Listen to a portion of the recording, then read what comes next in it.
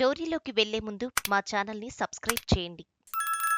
ఈసారి ఎన్నికల్లో ఓటమి పాలు అయ్యాం. వచ్చేసారికి తప్పకుండా గెలిచి తీరుతామని వైసీపీ నేతలు అయితే ధీమాగా ఉన్నారు. కానీ ఏపీలో రాజకీయం చూస్తే మాత్రం వైసీపీకి ప్రతికూలంగానే ఉంది. అదే సమయంలో టీడీపీకి అనుకూలంగానే ఉంది. ఈసారి ఎన్నికల్లో 135 ఎమ్మెల్యే సీట్లను టీడీపీ గెలుచుకుంది.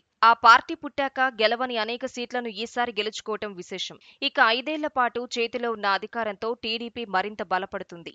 ఆ పార్టీకి లోకేష్ రూపంలో భవిష్యత్తు నాయకుడు కూడా ఉన్నారు. టీడీపీ మరిన్నసార్లు నిలిచి గెలిచే ధీమాను ఈసారి ఎన్నికలతో సంపాదించుకుంది. మరోవైపు చూస్తే ఈ రోజుకు టీడీపీ కూటమిలో జనసేన, బీజేపీ ఉన్నాయి. కానీ భవిష్యత్తులో ఆ పార్టీలు వేరుగా మారినా, ఎదురు నిలిచి పోటీ చేసినా రాజకీయంగా నష్టమైతే వైసీపీకే అని చెప్పాల్సి ఉంటుంది. ప్రభుత్వం మీద వచ్చే యాంటీ ఇంకంబెన్సీని విపక్షాలు అలా చీల్చుకుంటే నష్టపోయేది వైసీపీయే అని చెప్పక తప్పదు. ఎన్నికలకు ముందు జనసేన, బీజేపీ కలిసి పోటీ చేస్తే ప్రభుత్వ వ్యతిరేక ఓట్ల చీలిక తప్పకుండా జరుగుతుంది.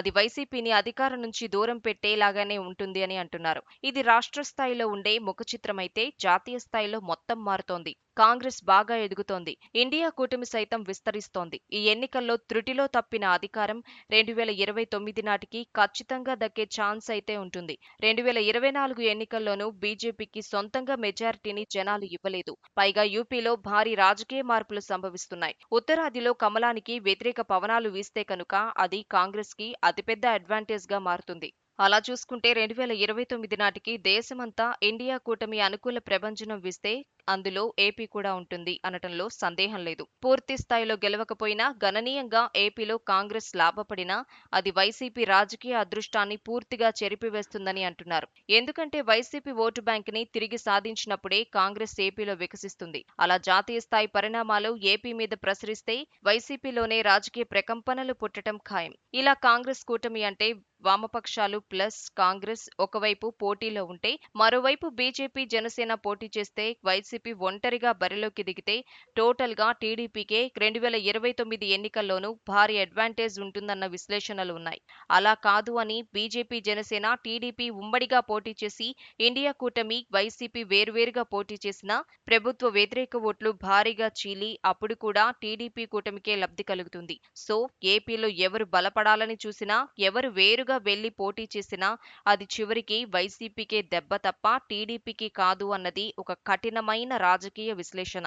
అందువలనే టీడీపీ బేఫికర్గా ఉంటోంది. వైసీపీ మళ్లీ అధికారంలోకి రావాలి అంటే 1000 సవాళ్లను దాటుకుని రావాలి. జగన్ తప్ప మరొకరిని చూడమన్న విపరీతమైన ఆరాధనాభావం జనం గుండెల్లో రావాలి. ఆ విధంగా జరుగుతుందా అంటే 5 ఏళ్ల నిండు కాలం ముందర ఉంది. Wait and see.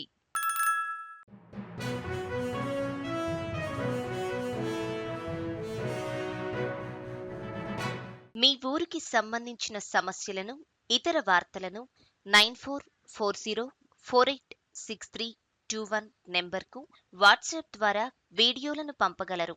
వాటిని మా తెలుగు టీవీలో ప్రసారం చేయటం జరుగుతుంది. మెరుగైన సమాజం కోసం మీతో మేము అడుగులు వేస్తాం.